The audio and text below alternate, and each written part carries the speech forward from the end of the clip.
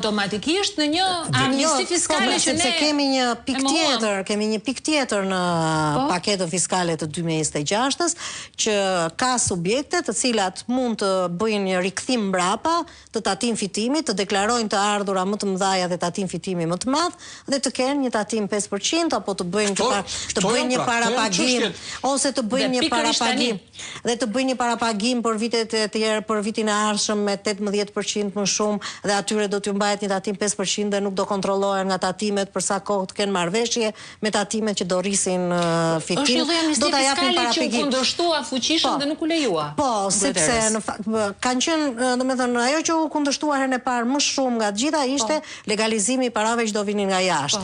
U kundërshtua shumë nga Fondi Monetar, por më shumë nga shtetet e Evropës, sepse nga atje kishte dalë paraja dhe ata nuk do përfitonin asgjë, ndërkohë që paraja do vinte të legalizohej gjitha këtu. Taksat që kishin munguar nuk ishin taksat në Shqipëri, por ishin taksat e vendeve të tjera, nga po vinte kjo para.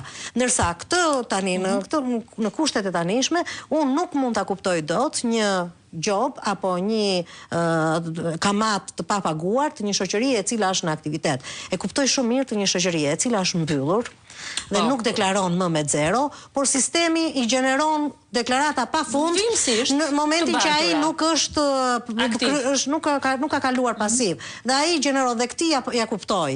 Edhe këti dhe mund t'i hiqen, më dhe mund të futet në paket.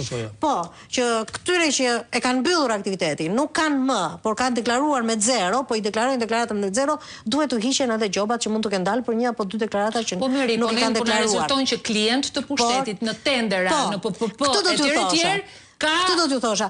Për shembull, tek një nga firmat e koncesionit të shëndetësisë ishin ndarë dividend dhe ato taksat e bashkisë nuk ishin paguar për 4 vjet rresht. Domethënë, ortakët kishin marrë dividendin, ja kishin marrë paratë shoqërisë dhe taksat ishin 4 vjet pa u paguar, taksat e bashkisë. Dhe nuk ishin të vogla, shumë të vogla. Ishin shumë të mëdha.